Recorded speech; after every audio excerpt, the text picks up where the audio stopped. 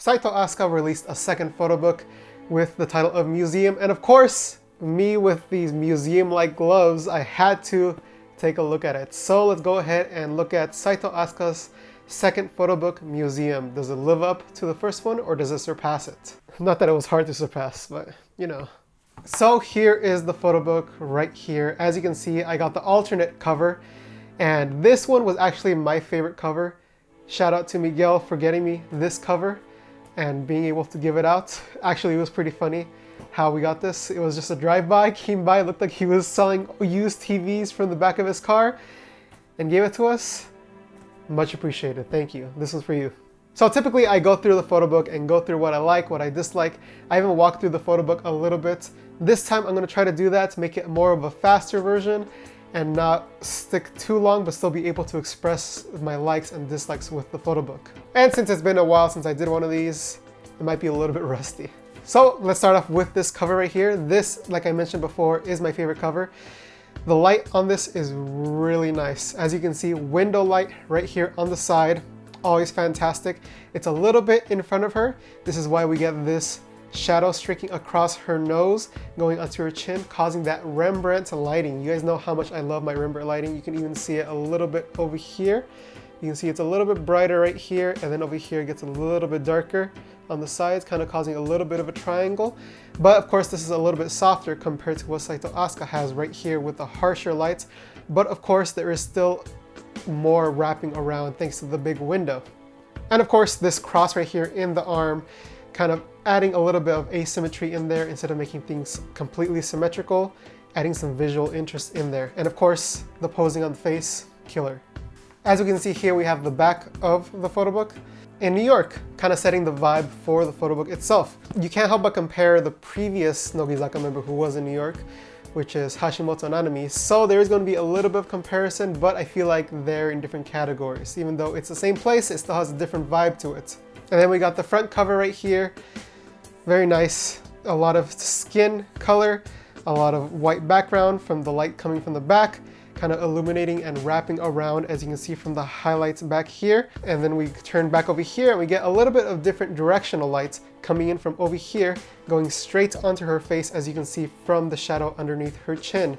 Very nice. Background has a lot of bokeh in there. Nice. And as always, let's take a look at the very first photo.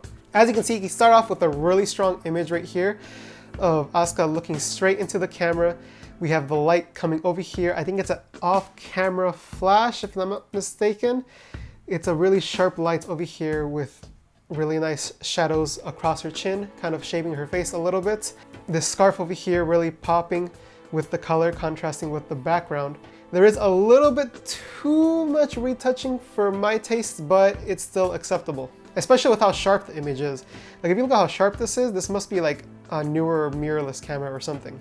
Here we have this interesting style choice from the photographer, where we have this one that's a little bit overblown with this one that's a little bit more cinematic into it. As you can see, there is green in the shadows, causing a little bit more of that cinematic vibe, you know, with the yellows and the greens in there, some blues, some teals, you know, with the browns, the yellows. That type of feel we get in this image right here, with combination of her hair, the glass over here, what she's wearing. But then a little bit different over here, we get a more blown out image with a little bit more shape to it and more interest because of this gradient that's coming in from the blinds of the window. Pretty interesting that's what's going on here. It isn't technically, you know, the perfect image, but I feel like it's stylistic enough that it stands out. Now, I do have to admit, sometimes when I see images like this, I'm like, okay, there's no real purpose to it. But in this case, it does serve a purpose because we get to see her eating the donut here and then it being left alone, causing a transition to happen. And again, this is why having a physical photo book is so nice compared to looking at it digitally, because you see things like this, and then when you turn the image, you get a brand new set. So good. This image right here, I actually like. It's very commercial and very much selling, although it would be a little bit different if it was selling an actual product like the scarf, because her hand wouldn't be covering it because you want to show the product. But the facial expression it has, with the tone it has, the colors, the way it's post-processed, it's very strong. And even this one next to it can be a different kind of brand showing off a similar product. And I think it's really strong both in their own different styles. And this, for me, is where it starts becoming good, but then starts slowly becoming bad. Like right here, we get an interesting shot with the table here, the window, you know, her silhouette here, but still being lit up enough with this one of her kind of showing more of her face with the same outfit, causing this two shot right here, so you see both the front and the back. But honestly, it makes the photo book seem a little bit like they ran out of things to do, because it sort of seems like a Calvin Klein ad. Because there's a lot of Calvin Klein and a lot of similar feeling shots to it. Though I do have to admit, they did break it up a little bit, but then that also does hurt it a little bit, because then it feels like it's more common throughout the photo book. Here we get some New York vibes going on here. It isn't the strongest New York vibe. This one kind of gives you a little bit with the taxi in the background, with the flags, with the building. This nice light, actually, that's shaping her right here. I just noticed that. That's actually pretty nice. And then this one over here is a little bit distracting, a little bit blurry. It could be a stylistic choice if it was a transition, but then we get into the next page, which is the same thing we see in the back. So maybe if that was more of a transition, it would have worked a little bit better in my eyes. Now I do have to admit, I do like this shot right here and this shot, both for separate reasons. I do like the silhouettes with the big backlight coming in the back, kind of making it look a little bit angelic, you know, especially with this flaring that's going on, thanks to maybe like a filter they had on top of the lens, or maybe opening up more of the aperture. But I do wish these weren't right next to each other. This is a hard decision to make, especially as someone who is designing this, because both of these shots are great. I think the difference in the post-processing in color of both of these take me a little bit out of it. I do like this green one more, just because it matches a little bit more of the vibes we've seen before. But this one is a great edit by itself, so it's really a hard decision to do, and I feel like they just put both in because both are great images.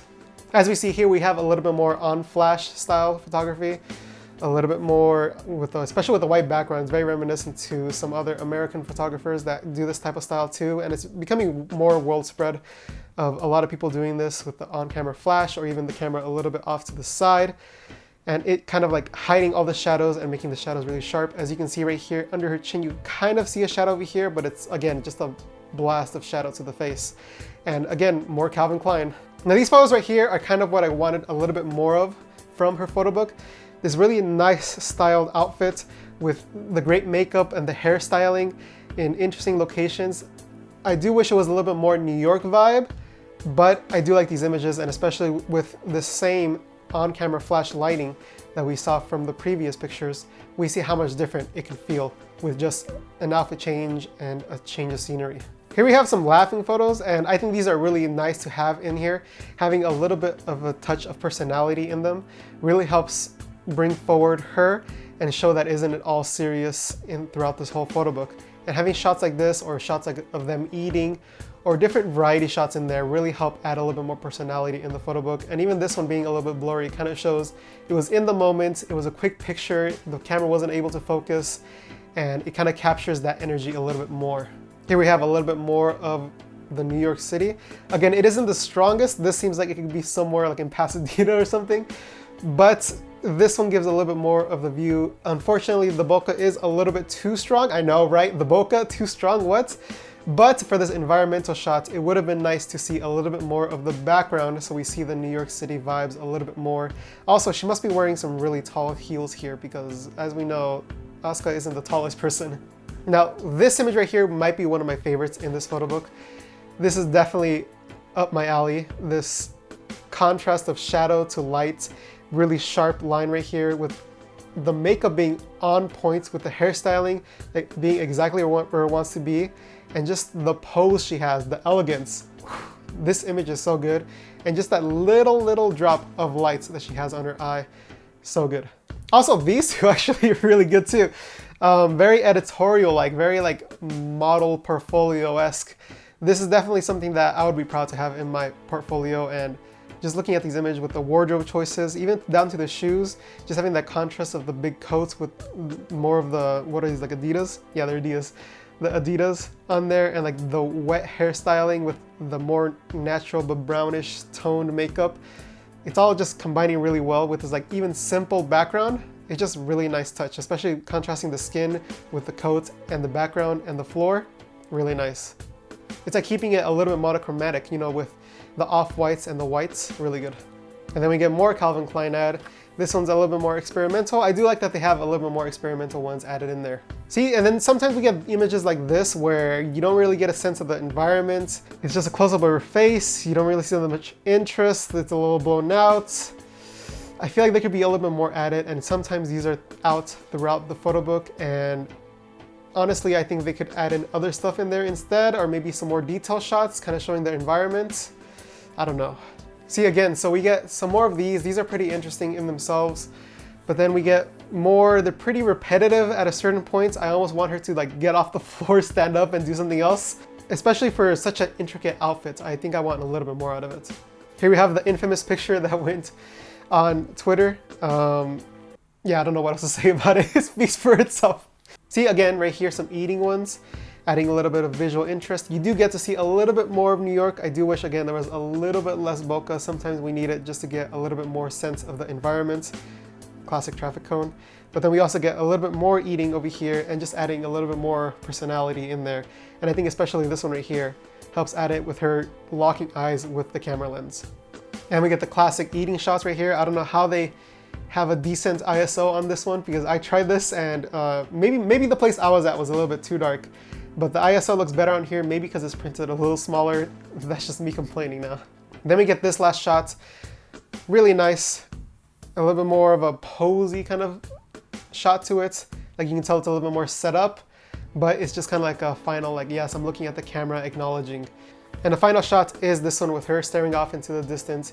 It is comparable to the actual back shot, so I guess in that way it is a nice transition from going to this one to finishing the book. But again, you do get the cover itself, which is a little bit different. Personally, I'm a fan of this shot more, thanks to the angle of light, compared to this one over here, which does give it a little bit of more cheekbone shape compared to this one. But I feel like the directional light is a little bit nice, and her expression is a little bit nicer to me, but you can argue with Asuka's smile. And yeah, that's the review. What did you guys think? It's been a while since I did one of these. Let me know down below whether I should continue, right?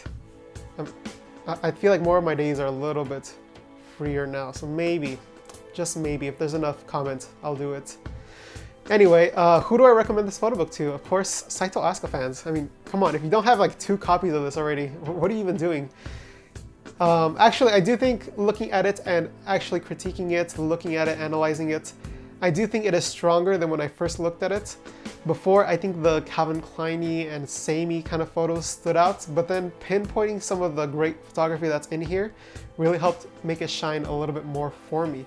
So I definitely recommend it for Nogizaka fans who are out there, and maybe people who are fans of photo books in general. I do think it is pretty strong in itself, and just looking at it really carefully and analyzing it just maybe appreciate it a little bit more. So maybe I should do those other photo books that I looked at before, maybe didn't appreciate as much. I don't know, but you only find out if you subscribe to stay up to date and see if a new one comes out. Let me know again down in the comments anything that you want to know about this photo book, about the channel, and if not, then you can go ahead and check out Slope Club, which we do a weekly podcast on Sakamichi. I actually talked about this photo book before on the podcast, so go ahead and check that out, or we even go live on Tuesdays, sometimes around 7. So go ahead and check that out, but that's all from me today. I'll catch you in the next one. See ya.